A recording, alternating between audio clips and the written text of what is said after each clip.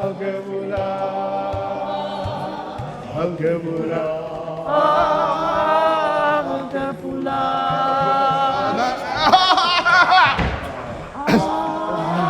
Algebula, Algebula, Algebula. We quiet for now. Just turn on the bass. Take a bass, please. Algebula.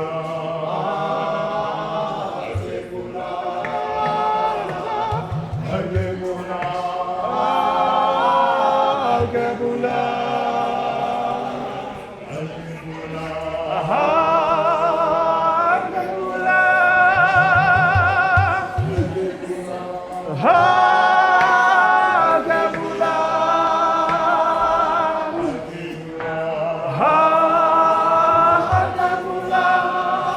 Try that.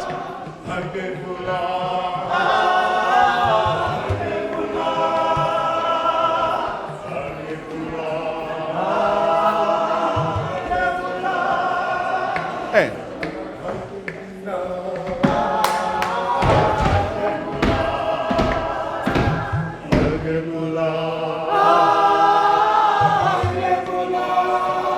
Let's try alto and soprano.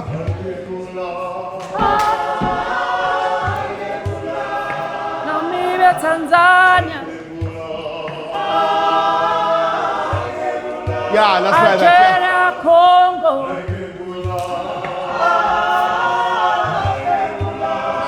Okay, that's it. It's fine. It's still not. I don't know. I mean, all right. During the day, it was fine. Chef. Let's sit down. Mm-hmm.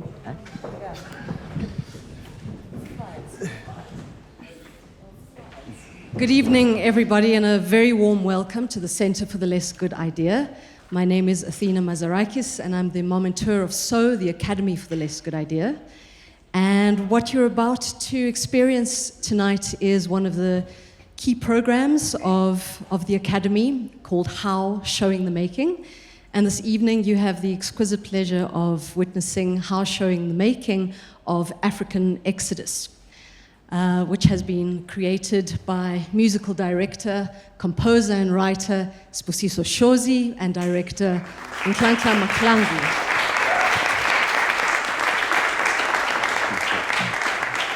I will leave the introduction to this formidable cast to Sbusiso and Nhlanhla. But just to give you a bit of a background as to what this program is and then some insight into what you're about to experience, this is a program that gives us a window into how artists approach their work, into their strategies of making, the thinking that goes behind the making.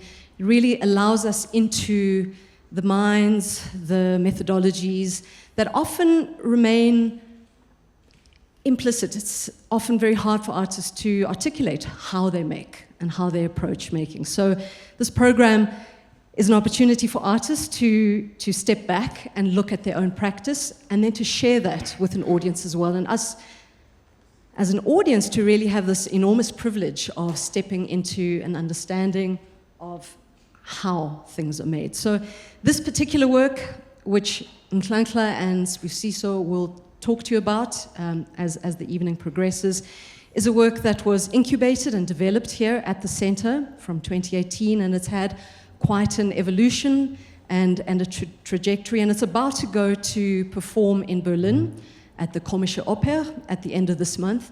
So we're really fortunate to have the cast perform snippets and fragments of the work tonight in amidst this unpacking and deconstruction of how they came to the making.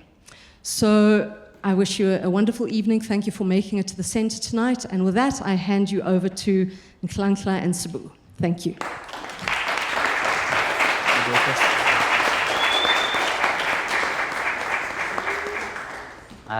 Very good evening to everyone. Thank you, Athena.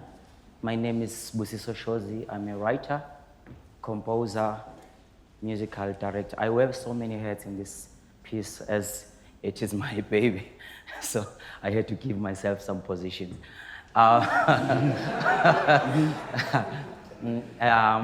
As I've just elaborated, thank you for your attendance to witness the how do we came about to achieving such a beautiful and wonderful show with the help of wonderful people who accompany us in this process. I firstly would like to introduce everyone who is available, who is here with us. I will begin with Dikeledi Mudu. And then, okay, good, right? And then this gentleman over here is Thabo Kwatiso. And then further, I would like to introduce Simpiwe Sikakane. And then Lindoguhle Tabete.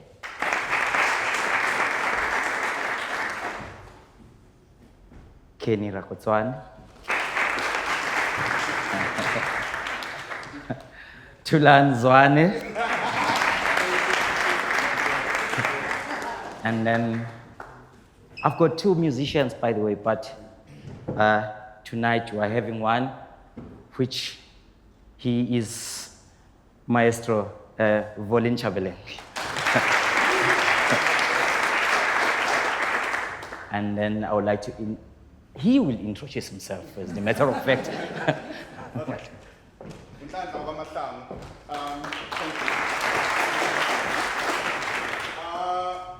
Sbu invited me,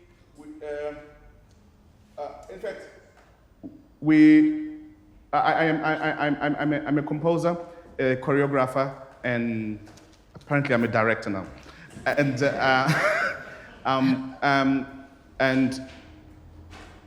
I studied dance at moving into dance, but I've always been interested in music, but I never got to study music. So what I did, I then used the knowledge I got from movement, and I converted it into sound. Like whatever I was learning in dance, I was like, what if it was sound? What would it mean? What if it was sound? What would it mean? Then that's how sometimes I make people move to discover sound. Sometimes I make people sing to discover movement. So I met Sbu through a corporate. We were doing a corporate theater. You know, when you're an artist, you have to do a lot of things. Some you like, some you don't like very much, and usually the ones you don't like very much, they pay you better. And we were doing a corporate theater for Nedbank, and it was a company called Maverick Warehouse, and they employed 2 musical directors, and that was me and Sbu. And we don't know why, since till today, why did they have 2 people to do one job? And on that job, we were given the values and the ethos of Nedbank, and then to encourage the employees to live these values. And and then we were given the music to say, you have to make them sing the values to this track. So now we can compose, but no, we want them to sing this song. These are the songs they must sing. And one of the songs that we did was Rihanna, Shine Bright Like a Diamond. And that song always reminds us of how we met. So we decided to start the evening, let us have a karaoke. All right, let's have a karaoke. We'll play the song without Rihanna's voice, but the words will be displayed. And I would like you to sing. Those who know the song, sing very loudly, because we also don't know the song. I only know the Standard Bank lyrics. I mean, the Nedbank lyrics that they gave us. So the Rihanna's words, I don't know. And so feel free to stand up and let's sing this Rihanna song, because it's actually my favorite song. Shine bright like a diamond. Who knows the song? Shine bright like a diamond. Okay, let's go. Mr. Vali?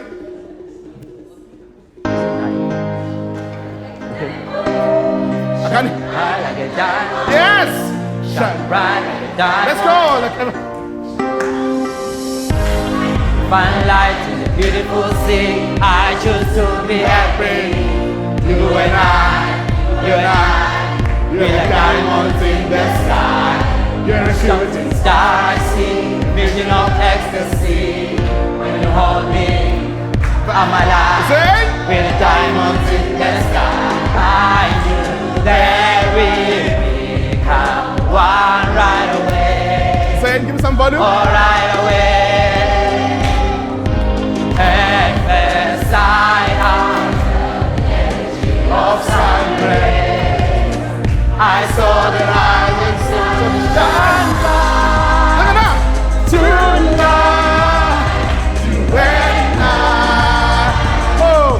beautiful like diamonds in the sky. Yay! I do high, so high. Woo! Beautiful like diamonds in the sky. Shine bright. Oh, oh, oh. Like diamonds, beautiful like diamonds in the sky. Oh, oh,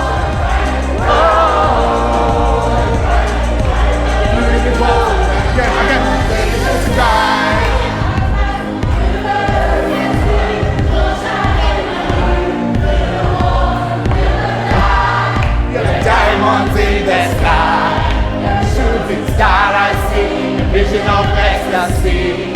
When you hold me, I'm alive. We're like diamonds in the sky. Yes, I am of sun rays. I saw the light is so shine. Yeah! Oh! Beautiful like diamonds in the sky. Blue eyes, so beautiful like diamonds in the sky. Okay. Thank you! Thank you, Mr. Bale. Give yourselves a big round of applause.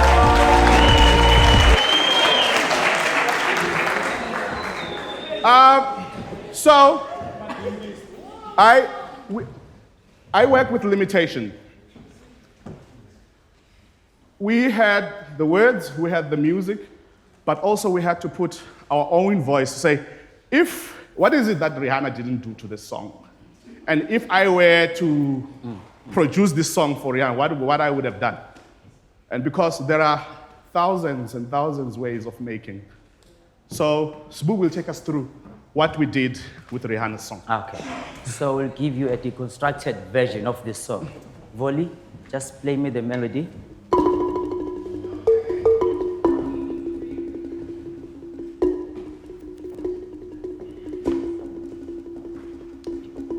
In the sky, shine. In the sky, shine. In the sky, shine. In the sky, shine. In the sky, shine. Wait. Play for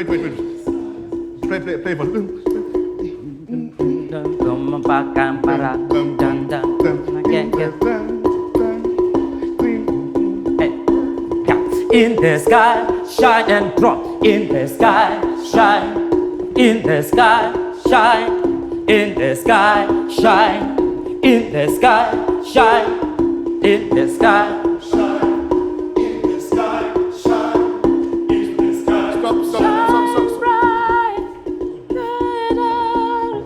So you have to repeat everything twice. Ne?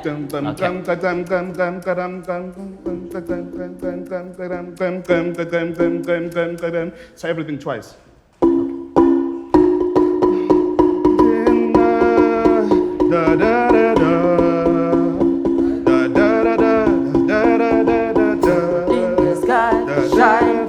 In the sky, shine.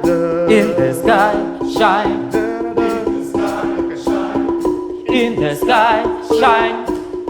Drop the table, shine. In the sky, shine. Stop, pa, pa, para, stop.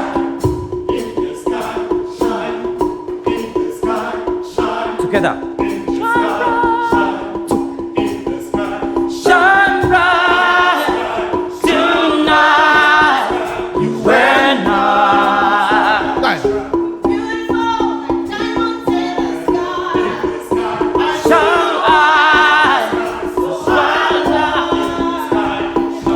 Shine bright.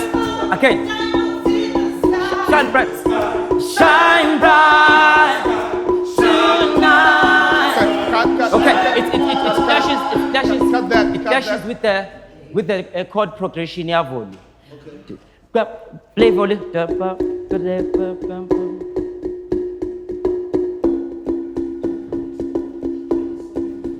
So shine bright tonight, you and I, beautiful diamonds in the sky, come to life together, beautiful. Just alternate like that.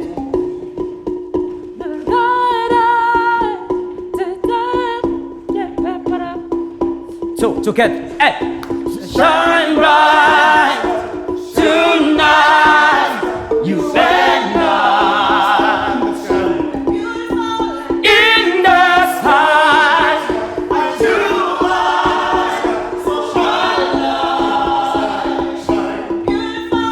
In the sky. Oh, oh, yes. Let's move to oh.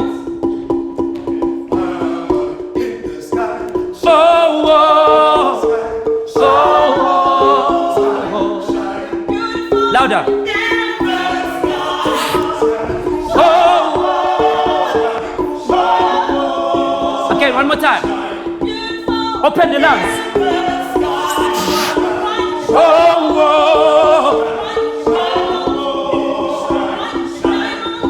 Okay.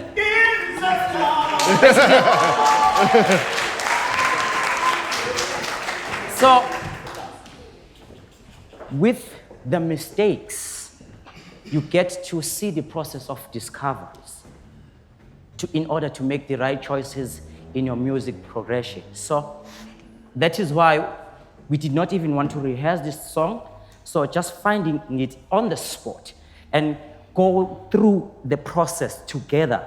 So that is showing how do we actually make our works, the process that we go through. Okay. Now, I'm just gonna move on the actual subject, African Exodus. African Exodus was inspired by the xenophobic events that took place in South Africa. So it got me thinking to say, we need a deeper understanding about ourselves. Because Africa belongs to everyone who lives in Africa. And then I made I will call it a very tiny research on the subject. The research was originally based on the migration of Bantu people in Africa. Many thousands and thousands of years ago. How do we migrate around the African continent and, into different places, if I can put it that way. So, with that idea, I had an opportunity to come to the Center for the Less Good Idea, and then we explored the first draft. Originally, I wrote a script of which was, so it happens, so it was, this character is navigating through Africa, taking along his children. That was an original script. And then we came to the Center for the Less Good Idea, and then the first aspect of creation, which I said, I composed music that is familiar to the ear of which is the South African way of composition. And then it was in May 2018, Nhlanhla, Yeah. May 2018. And after that, I felt, I don't have in-depth knowledge on the subject. I then went to UNISA and enrolled for musicology degree. It was part of my research. Through that process of founding the texture of music, the development, and then on this, our second proposal, I did a show in 2021 Phala, or 2022? Uhambo imizwa nomsindo. Yeah. Yes. So that was part of the research and the development of and the understanding on the subject of migration. And then the music took a slight change from the original idea. And then the next phase, I thought, you know what? There's something missing. Then I took an archaeological linguistic approach. There has to be the language that paints the footprints, the language, original language. Then I had to research languages, African languages. Fortunately, I had some people that I used for research. I will write a poem, a stanza, and then send to a particular person. For example, there's a song in Amharic, an Ethiopian language, and ask, can you do me a direct translation on this? And then those are the kind of processes that I used in Ghana, in Nigeria, and I used in Swahili. That was the process of my creation, of get the linguistic approach of the work. And then what we are going to demonstrate is the journey of which is the final project of our linguistic approach. Yeah? What is our next song? The rhythm section. The rhythm section, okay. And then I had a quote by one scholar called Michael Pakan, 2007, his book. He says, Western understanding of African music, they think it's only polyphonic and polyrhythmic. Poly means many, and and so on and so forth. And then he says, Michael Pakan says, but according to him, African music is polyvocality, many voices that are heard simultaneously, meaning there's a language, even in their drumming. It's not just making noise, unorganized noise. There's a metric cycle in that drumming patterns. So now I'm just going to teach you a brief illustration that he did. I'm not taking that work as my own, and I'm also using that as part of the piece. So I'm just going to do a demonstration. Dikeledi, Bafetu, you will help me out in demonstration. We're just going to clap hands. I'm just going to start with the first two rows, Tulani, and then we're just going to 1, 2, 1, 2, 1, 1, 2. 1, 2.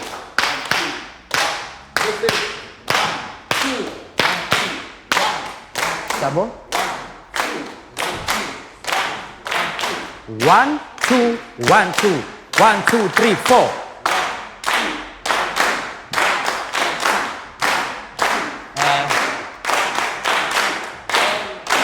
Good. 1, 2, 1, 1, 2, 1, 2, 1, 1, 2, 1, 2.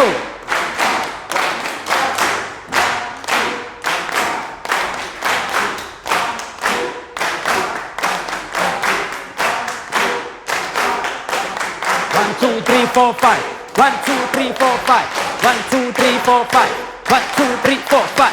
1, 2, 3, 4, 5. 1, 2, 3, 4, 5. 1, 2, 3, 4, 5. 1, 2, 3, 4, 5. 1, 2, 3, 4, 5. 1, 2, 3, 4, 5. 1, 2, 3, 4, 5. Okay. Okay, thank you.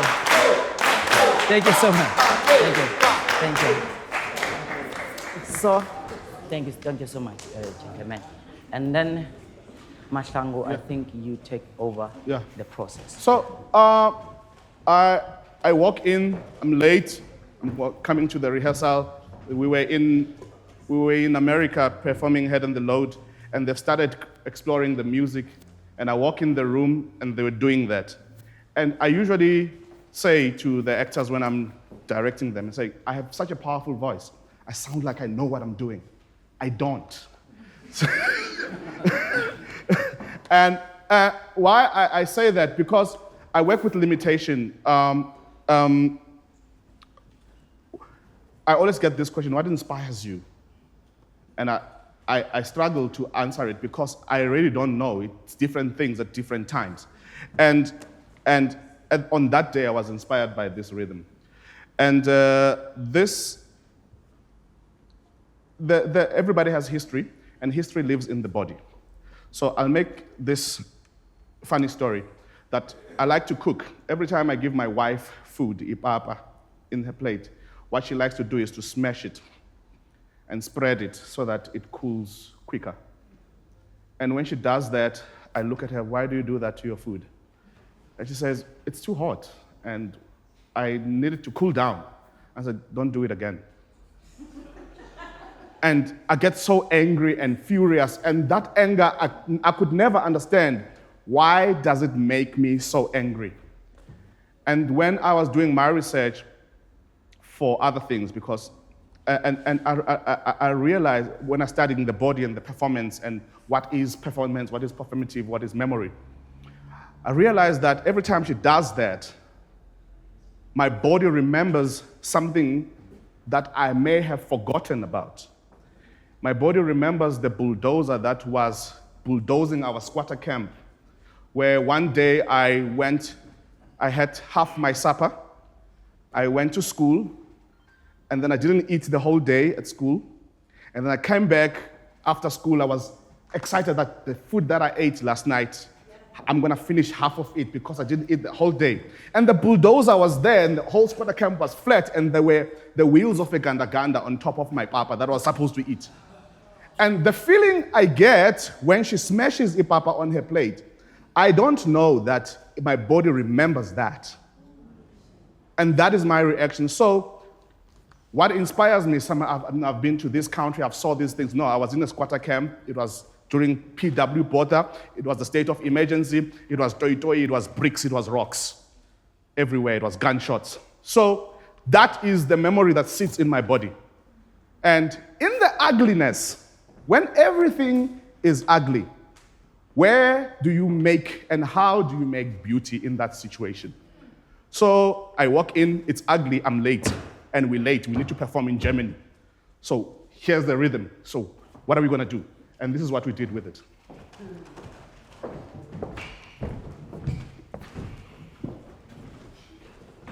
Because this memory sits in the body, and when I make music, I make it. So also, I never know whether I'm a composer or my choreographer or my director. In every given moment, I am anything at that time.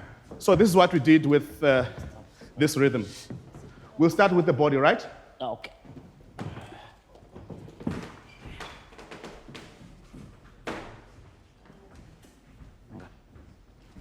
Is Gregory here? I never learned anything from you. Stand by. Okay, to do it in the diagonal. Try in the diagonal, Try yes. to do it in the diagonal so that. All right. We will do it in flat in performance, but we'll do it diagonal for now for you. And stand by when you're ready. Yeah. From the body, please.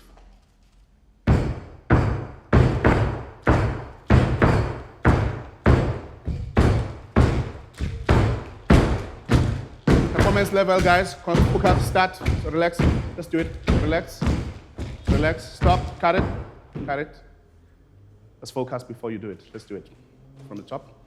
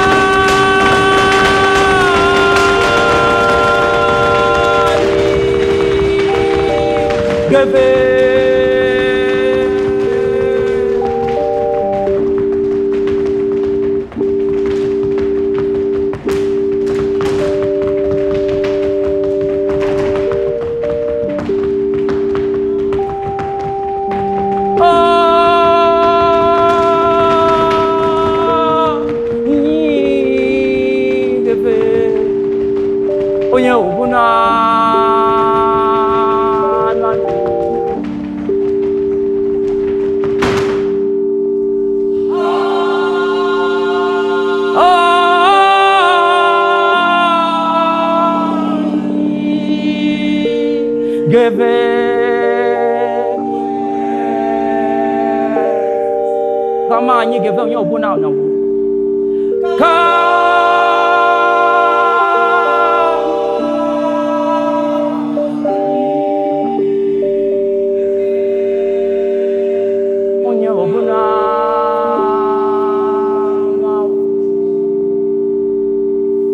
And cut it. Thank you.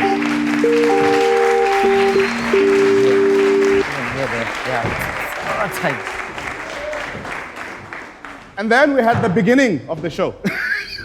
So it was just me walking in. They were playing with this pattern and said, okay, how do we then take these clapping rhythms? Because they also wrote them on the wall. There was notation, and then everybody had to concentrate on the numbers. It was just a game of numbers. I said, no, this has to go in the body, because I believe that performance must be experienced in all senses by both the performer and the audience. All right, we move to the next thing. I have the script here. Let me just. Adze, I learned this from you. Fathers, my great grandmothers. Okay, yes, that's the next thing. Sbu will take us through also now. There are many things happening. We are discovering movement, we are discovering the sound, and we're trying to bring together, because it was a series of songs, and we knew that we don't want to have a concert, and we want to have a journey that travels on horizontal and vertically.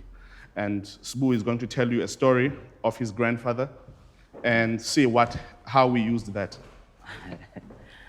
Part of the processes of how do I discover melody. It takes a lot of world music, listening to different kind of music. And then there's a very interesting story about the story that I was told by my mother. She told me a story about the song that used to be sung by her great-great-grandfather. And then in that melody, I found the similar cantillations or ornamentation of the nuances in the placement of the notes. So for an example, in Amharic of the Ethiopian language, I'm just gonna make a demonstration about that. And this is a song that my mother told me. She said her great-grandfather used to say, wawutekolima wethu masile ngisebenzela umali uvalo awuyeza wenkosazana bayangithuka ngamtsheli yowendele enkwenkweni ndinovalo thuka sinqumo wosalala singadlanga. So that kind of melody. And then I think listening to Ethiopian music, I found there are some similarities in there. And then can you give me that melody?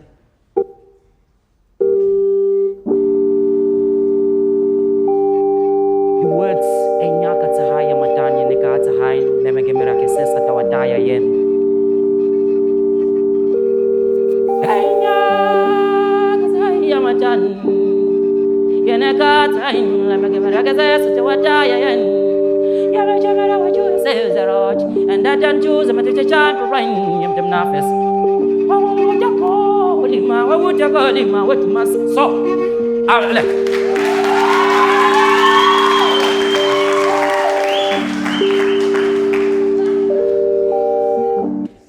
And then that's the part of the process of now trying to manipulate the linguistic approach.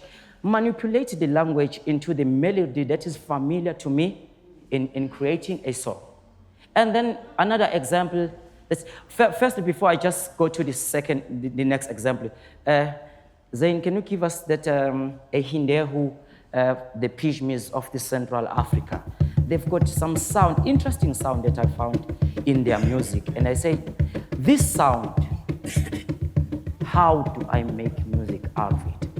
Let's have a listen.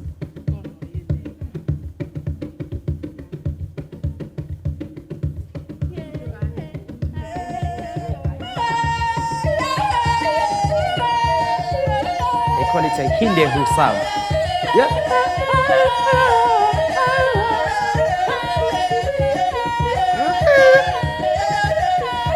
Okay. So, in my creation, African music is very syncretic. It's a combination of many cultures and musical ideas. So, through that process, I thought of incorporating the Hindehu sounds, the Ga language from Ghana, and then into making one song. Let's just firstly start with an Amharic song. So we'll do Amharic and Two. So we'll combine it the way we do it in the show. The way we do it in the show. All right, so we're going to just show 2 songs from the show.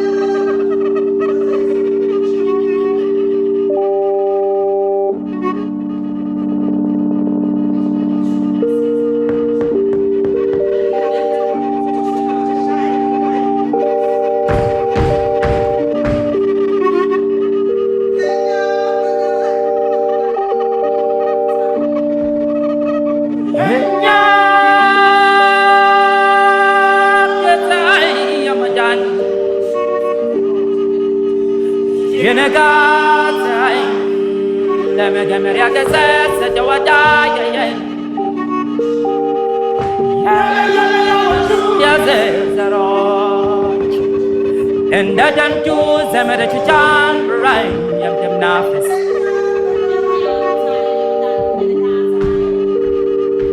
Hey, yam a done.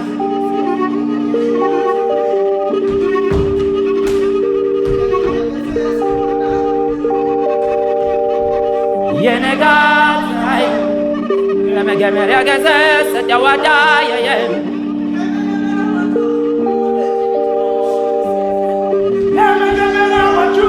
There's a lot.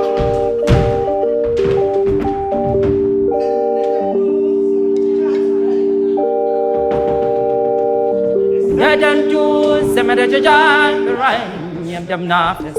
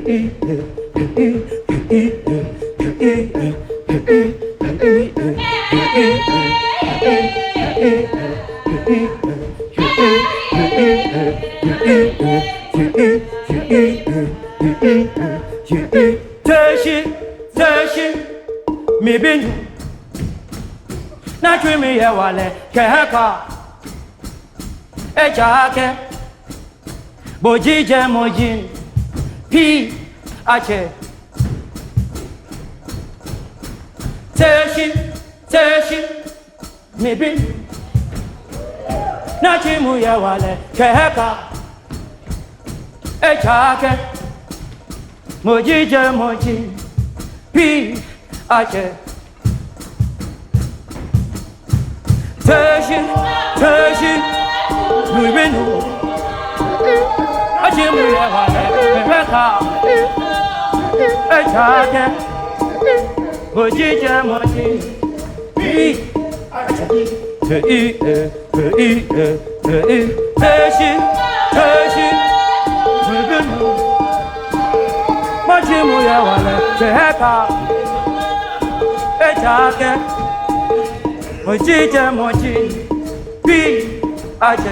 And got it. Thank you.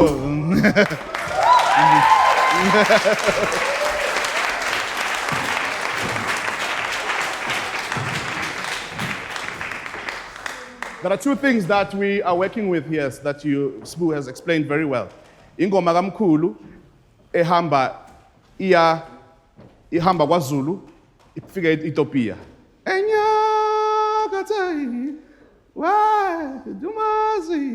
And then bese kuba the music that the piece that you listen to, where you hear was go that then he was interested in the that sound. So that's how he brought Sbu successfully these two sounds, these different parts of the world. And for me, it's a very big thing because what Sbu has done has just said, because originally this piece was inspired by the xenophobic violences. And this xenophobic violence, we're trying through the music to understand our brotherhood and our common, like who is that we all have a same great-grandfather. And that, through the music, Sbu has done that very well. And my job was, okay, here's the music, and how do we put it on its feet? How do we not present it as a concert? And this is how we did it. Yeah. So using the choreographic things. Where do we go from here? The chant. Okay, how in Sbu? The tonic solfa and then. All right. Yes. So as a director, that title always make me nervous. I had to think carefully about the issue, the subject of migration, because this subject, everybody knows it. You can Google it, and then you will find out. And what is it that we can do that is not telling the audience something that they've already read about? And I had to think differently about the subject of migration. Yes, it is inspired by the Bantu migration, but what is migration? What does migration mean to me? What does migration, what it is actually, what it is to the performer, what it is to the audience. So I brought a provocation question. Oguti, as an individual, maybe I should ask this question to everyone. I think, how are we doing with time? All right. I had to bring a question, Noguchi.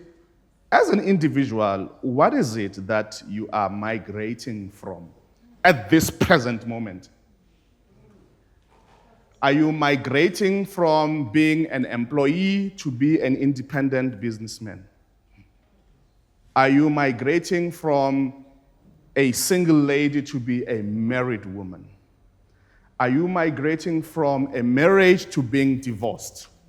Are you migrating from, are you surviving cancer? Are you suffering cancer?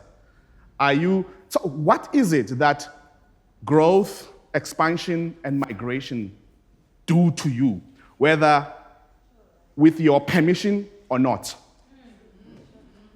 I have a little boy, his teeth are coming out, his gums have nothing, and the teeth have to come up. And then it has to poke through the gum and vitis of the gum, rip it open, and the teeth has to come out. And it's painful and it's uncomfortable. So it was important for me to think about what are the discomforts of expansion and migration. So whether you like it or not, this change is about to happen. You are going to lose your hair. Your hair is about to turn gray. It's going to happen.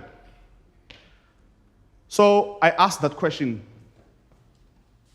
Guma actors, and I wanted us, because in as much as I learned how to choreograph, I hate the movements that are contrived, and I hate everybody moving on stage looking like Nhlanhla. And I also acknowledge that there's a lot that people are carrying. As much as I'm carrying the story of Pap, they are carrying the other stories in their bodies, in their memories. So I am the hoarder of that trauma or of those stories. I want them here, and I want to take the ugliness and make beauty out of it. Because I experience ugliness, and one can say I'm projecting my own self to the people I work with, and that's it. So I would like to just show you a little bit, like, how do I come up with a movement. So today, in this section, we will do this. It's not something I just decided. Where are the dancers in the audience? Kenneth was. Muzi was. Where are the performers? And I don't want you to say I planted them. I didn't. All right. And everybody, I would like you to think also in your own personal self. Ne? What is it that you are migrating from? Currently, today, right now, as you are sitting on that chair. All right? Stand up, please. So I need you to think, just walk around the room. Find the space, yeah? And stop. I need you to just think about what is it that you're migrating from, and what is it that you're migrating to, and what is the discomfort of that migration, all right? And think about the discomfort of that migration and allocate it in your body. Where does it pain? Where do you feel the discomfort of your migration? Do you feel it in your head? Do you feel it in your belly? Do you feel it in your hands? Yeah? And move that part of the body, all right? Mine, I feel it in my neck, all right? And we don't have to know what it is. And I want you to walk around and just move that part of the body and do it.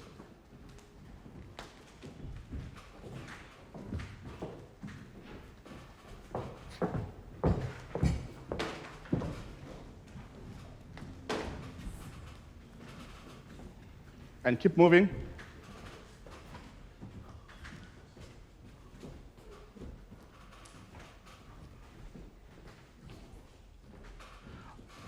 And everybody, let's learn Kenneth's movement. This one. Kenneth, show us. 1 and 2 and 1 and 2 and. Hey, hey, hey, hey, hey, hey, hey, hey, hey, hey, hey, hey, hey, hey.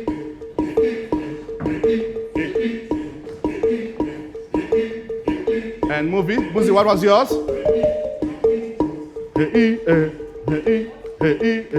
Okay, so Kenneth, Muzi, and Kenneth, Muzi. Sing, go, Movili. Go, hey. Sing, everybody. Sing. What? More. Let's go. Go, Polly. Let's have drum. So, and increase the pace. Faster. Stop. Watch. Now we go.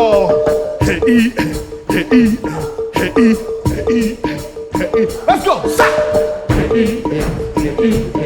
What? Yeah.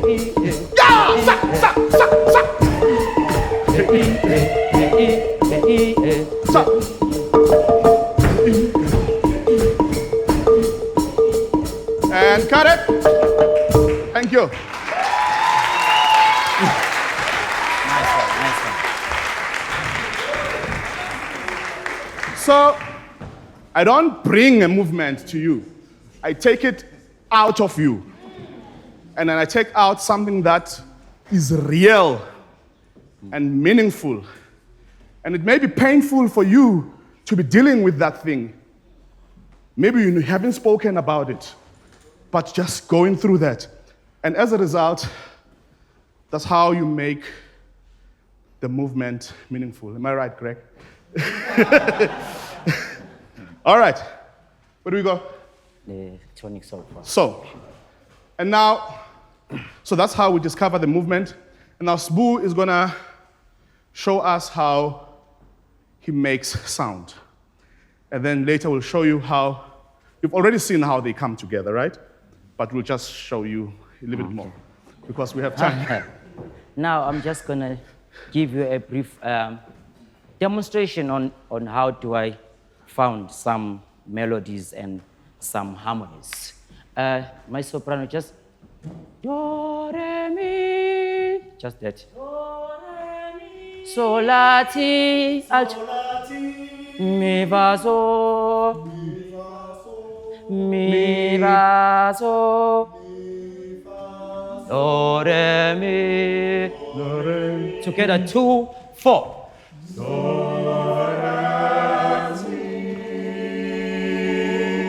Okay.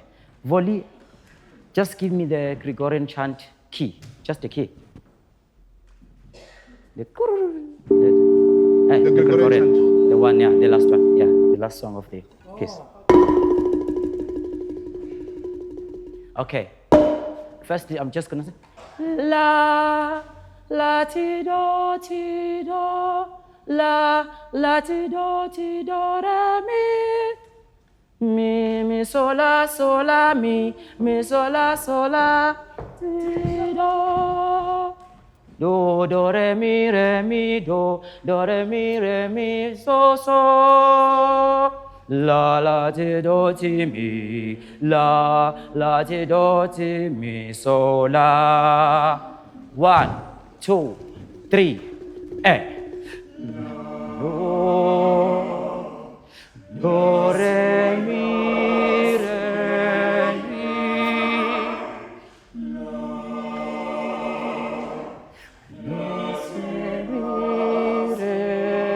Crescendo. So. Okay. Now,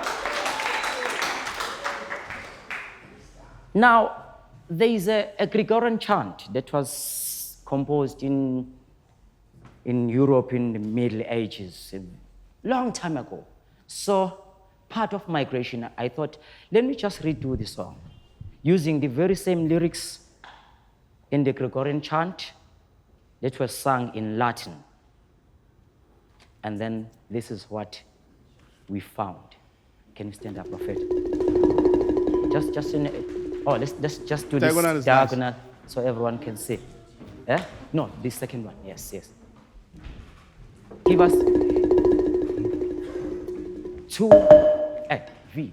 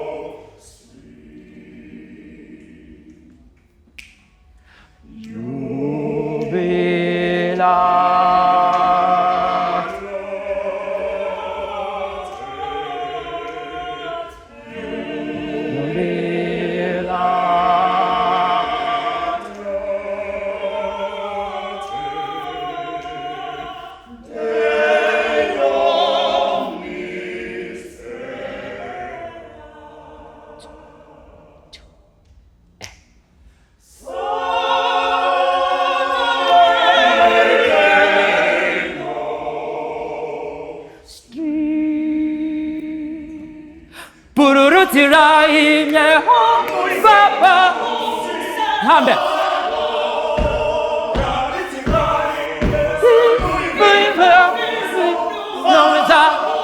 Pururu tirai ye baba si pose dani tirai ba digo zo pururu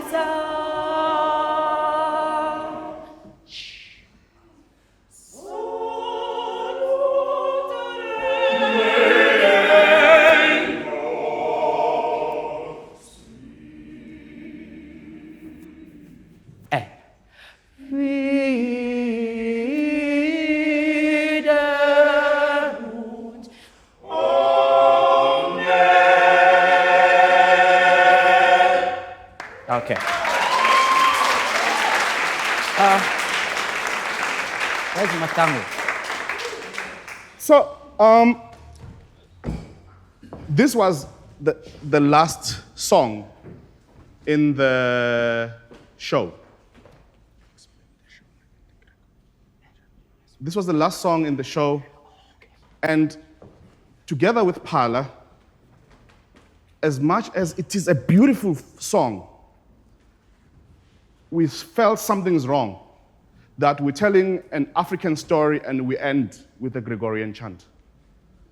What does it mean? Does it mean that we have learned, now we can wear a suit and a tie and the pipe? There was something politically that was not sitting right. And if we take it out, it has no place because the way of the show is constructed. So we had many, and also because Sbu worked so hard on this song, and he didn't want it to be messed up. And there was supposed, I felt that there needs to be a deconstruction and a disruption in this Gregorian chant. And I asked myself, Uguchi, what is the African Gregorian chant? If this is the song from the Middle Ages in Europe, in the Middle Ages in Africa, what was happening? What is the song there? And most of this music is not documented. And thanks to Mr. Gibson, that I was involved in the project of Ushaga. And I learned a lot. And also I learned that we still have limitation, that the things that we want, we can only suck them out of our red blood corpuscles because some of the history was destroyed, or most of it.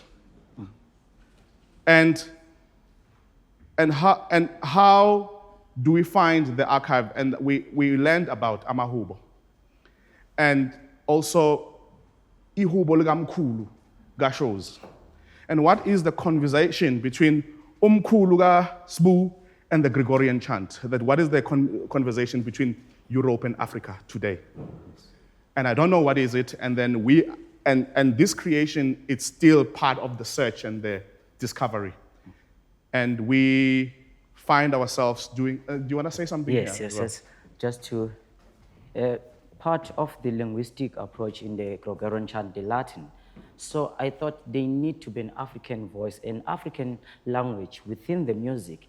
Then the part, it's a Shona language from Zimbabwe. So it's a response of this Latin version and the African linguistic version. So I had to make that combination in order to give such the in-depth or the depth of the soundscape of the song. And just briefly and then in that conversation, that is so interesting because I was fuming with not fuming per se, but I was like, furious. Don't. He was furious. I was furious. I was like, whatever that you do, don't mess with my music. Just don't. And then Phala and Nhlanhla, they sat down with me. No, Shozi. We need to tell the story. Now it sounds like we've ended, so we arrive in a European kind of a soundscape, and then we don't come back. And the story is about coming back and telling the journey of the Bantu and African context of migration. And I sat down.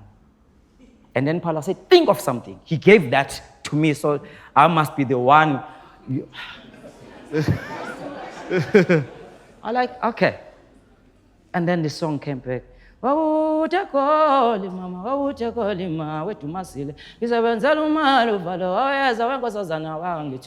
then I incorporated that with there's a song, a hubo, in my family, in my clan, Shozi clan.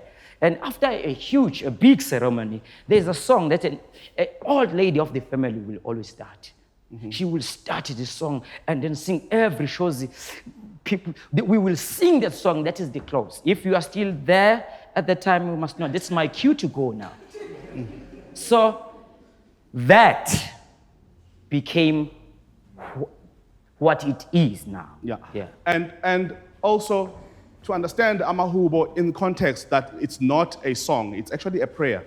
It's how we communicate with our ancestors. It's how we connect with ourselves and our spirituality in a deep way. So let us experience the conversation between Africa and Europe. You'll give us the key again, ne? Okay, and this is how we did it.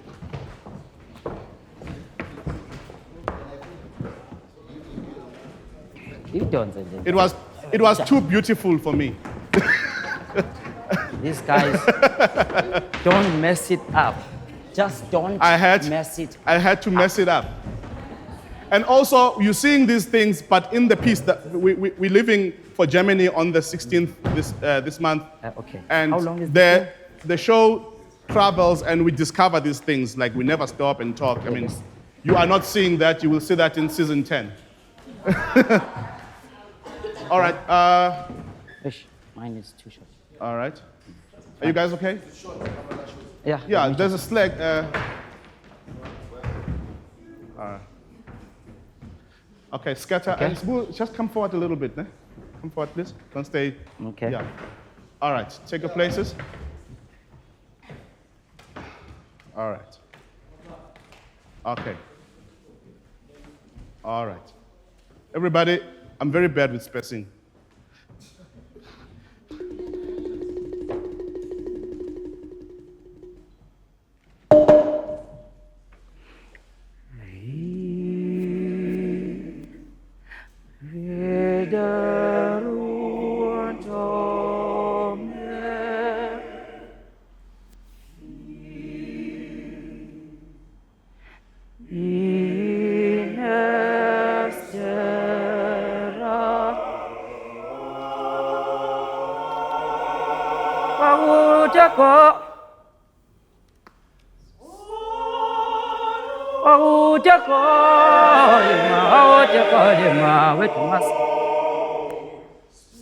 Isebenzela umali uvalo aweza wankosazana bayangithuka bami ngamtshele yonke le nkwenkweni mntwana futhi singowe salala singadlali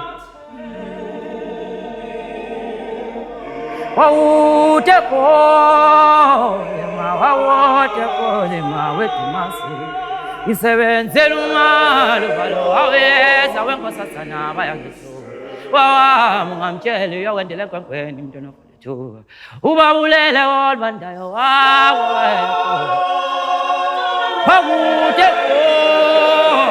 wawutekolema wetumasile isebenzela umali ubalo waweza wenkosazana bayangithuka sinquma wesinqumo salala singatango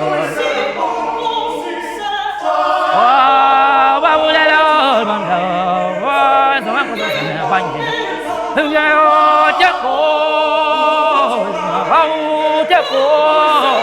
wawutekolema wetumasile isebenzela umali ubalo waweza wenkosazana bayangithuka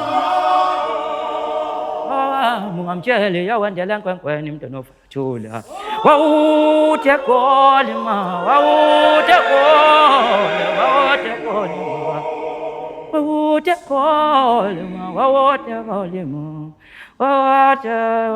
mungamtsheli yawendela enkwenkweni ubabulele olbandayo waweza wenkosazana wawutekolema wetumasile ubabulele olbandayo waweza wenkosazana bayangithuka mungamtsheli yawendela enkwenkweni mntwana ofuthula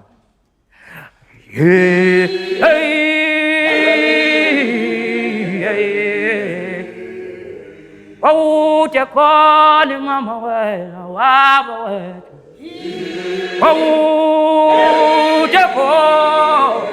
wawutekolema ubabulele olbandayo waweza wenkosazana bayangithuka ayeza mambasha ayeza nkosi ayeza wewawa wayeza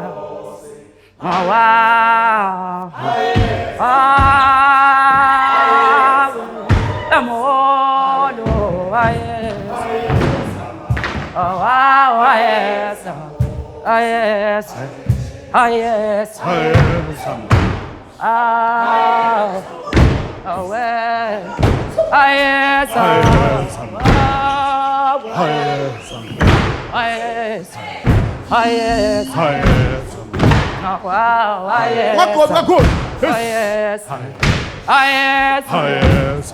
okichima mpano yosusukokuvimbesa balega bo ayeza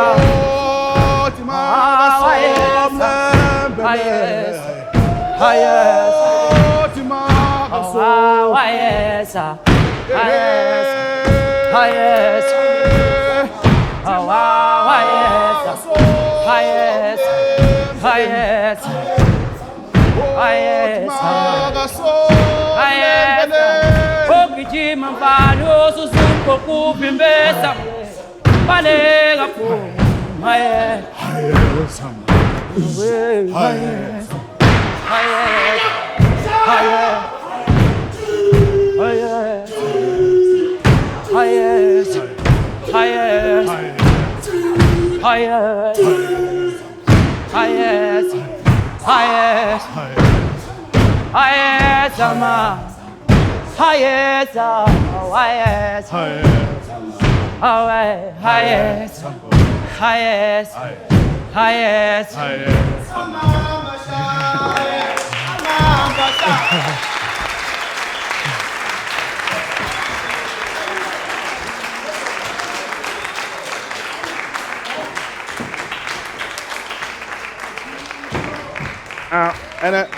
The Magadzo always says to me when I was directing this part, you want to be in the piece, ne? And I said, yes. And she said, no, you're not. And then today I said, no, I'm going in. This is the only opportunity I can get. All right. This brings us to the end of our program. So, could we have another round of applause, please, for African Exodus? Thank you, man.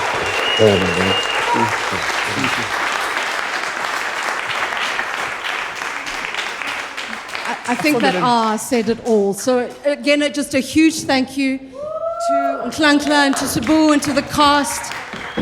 Thank you for sharing so generously. It's just such an enormous pleasure and privilege for us to have access into your creative genius. And if it's about the conversation of decolonization, I think artists are really leading the way. Thank you so much for opening the conversation. Thank you so much for letting us in. Thank you for taking us through this journey. So we have a few minutes to end off with a Q&A if there are any burning questions from anyone in the auditorium. How many different languages are infused? So because we're recording this, I'm going to repeat the questions and so we can all hear them.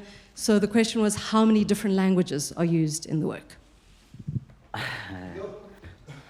How many are they, Pala? I've lost count. Pala can help us. About 9 different languages. I mean, if you count, bits and pieces of others, about 11. There is Amharic, there is Igbo, there is Ga, there is Shona, there is Pedi, there is Setswana, there is English, there is Italian, Swahili. there is Zulu, there's Latin. yeah. So there are many. Yeah, about 12 as I count. About 12, Yeah. Thanks. Okay, my question is how long it takes, to make a piece like this? How long it takes? Because they are from different tribes and for them to become one, that's how long it takes. Great. So just to repeat that, how long does this process take? How long did this take you to get to where you are? I'm scared to say it took us in numbers 20 days. I'm scared to say that because this version of African Exodus, it's been developed in 3 stages. We did version 1, we performed an hour. Sbu did version 2, he performed an hour. This is version 3, still on the same subject. So, and we had 20 days for each version, right? Yeah. So, and the journey is continuing. And also, I usually say, umsebenzi ukhulela endleleni. So the shows grows on the road. The more we perform it is, the more we're going to discover. And if you please come to season 10, because we will perform a full version without stopping, without talking in between. There was a question at the back, and then we'll come here. So are you going to perform, with rehearsal clothes and like this? Are you going to perform like this? So the question is, are you going to perform like this in rehearsal clothes, or are there costume? Is there costuming? Can I answer that? Definitely not like this. We have a beautiful costume designer, Olukozon Tabiseng. Is she here? She's not here. Okay. She created such beautiful, vibrant colors for the show that represent the African, diversity. So, of course, the show is performed in costume and lots and lots of shoes. This is just a minor shoes that you see. We have 80 pairs. Well, 80 pairs. 80 more pairs. 80 more pairs of shoes on stage. Yeah. Yes. So we'll go 1, 2, and then 3, and then because of time, we'll have to round it off there. Okay. I can't even sit down and see you because I'm so enamored by your work. Such absolute brilliance. I think so many of us are here just feeling like this work feels like almost like a light to the path ahead. It is showing us something that we all feel in our spirits, especially about the subject. But what I wanted to ask is, what have you, through this work and through this music, discovered about what connects us as Africans and who we are as a people that you're now acting out and doing this through this work? But like something that we can almost like glean of ourselves and our interiority and what you've discovered through doing this work so beautifully. Thank you. The piece on itself, it's very syncretic. It's a combination of musical cultures and traditions. So that details the path of we. It talks to the multitude. It doesn't just point out to a single subject. It talks to the multitude about the self-migration, the way you view things, the way you see the next person to you.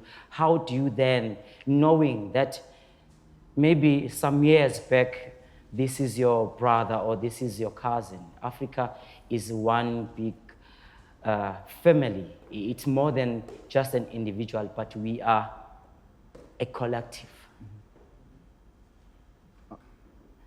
You want to elaborate? And I'm sorry, I got distracted in my head because I didn't fully understand the question. Can you briefly? Sorry. I suppose the work that you're doing is so specific, right? Like, so when you're able to almost like connect the dots of music across cultures, there's something that you're able to see about who we are as a people that us, as like in our ordinary normal life, don't necessarily get to experience. And I think that the way that you've all delved into it so deeply can almost give us insight into what you've discovered about what it means to be African truly in a way that can almost enlighten us. I don't have a single answer to that because the discovery is a discovery. I discover every single day. And the things that I thought I knew, the more I learn is the more I realize that I know nothing. So I discovered that it is very important that you empty yourself. Just empty yourself, just stand and receive. The more you the more you learn, is the more you discover that you know much, much less.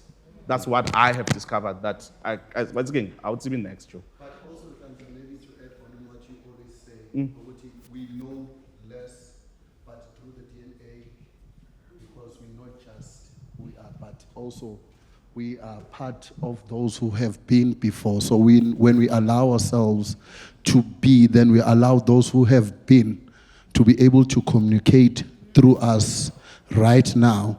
So we need to just allow ourselves, because everything is in the DNA, whether it's that crying of the bab being cried, it's already in the DNA, and it just comes out every time when you see a bab. So sometimes when you just keep quiet, maybe you might hear your grandfather singing, or you might hear some body from the north singing, then you just take it out because you allow yourself, and to allow yourself to be in the space, and you allow yourself to take whatever that you are given, because the space is generous. You know, when you are here, there's a lot of things that you get. Just don't come here with a key to say, this is what I want, and that's it. You know, yes, you have an idea, but when you get here, there are a lot of voices that are coming in. And when you are quiet, you discover more. Yeah. And still. Second last question here. Thank you very much. Speaking about memory, trauma, the pap story, I have a very, very important, profound question that I think encapsulates, the entirety of this project, and it is simply this: why do you like Shine Bright Like a Diamond?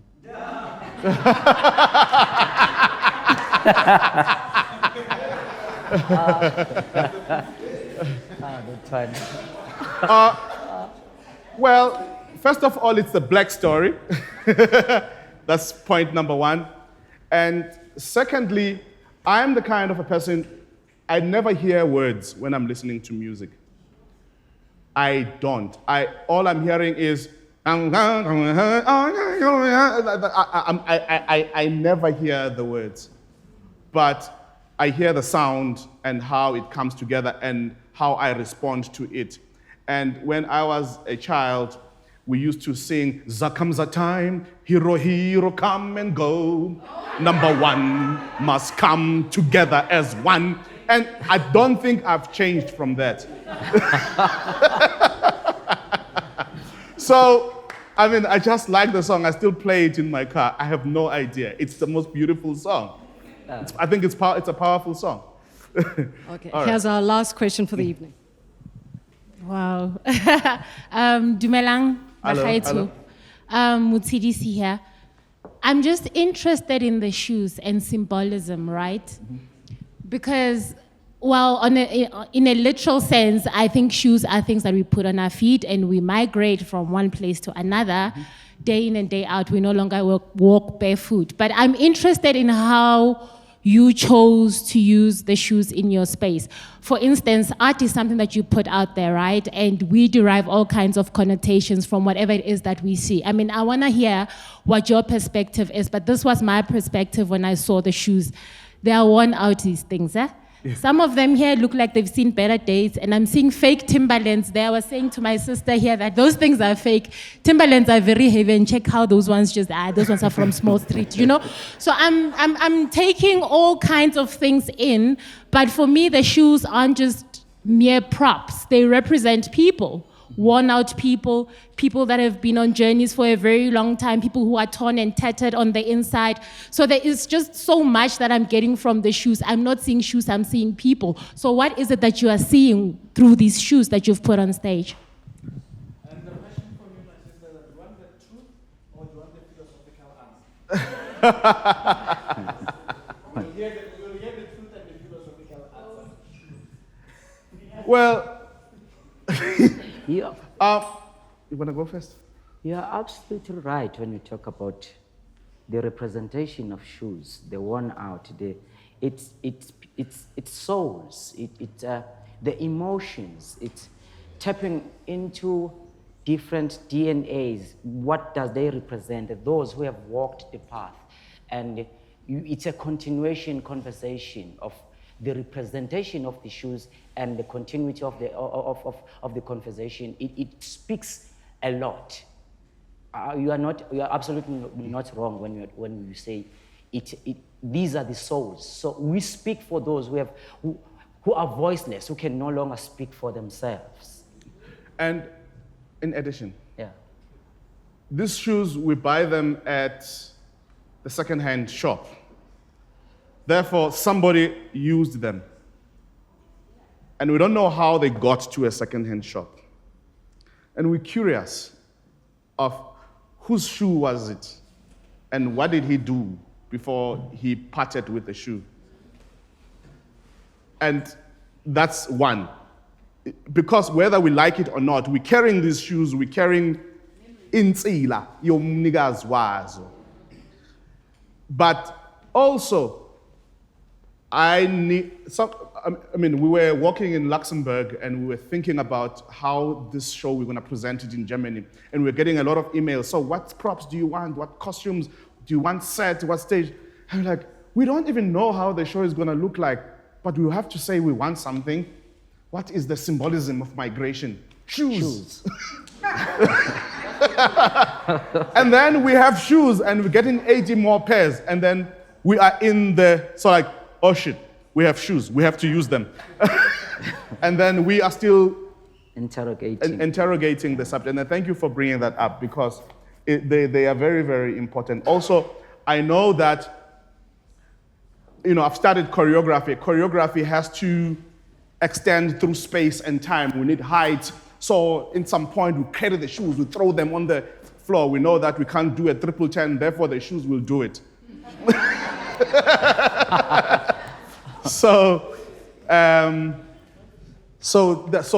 Our shoes are our props, our choreographic device, and our entry into the nuances of the subject.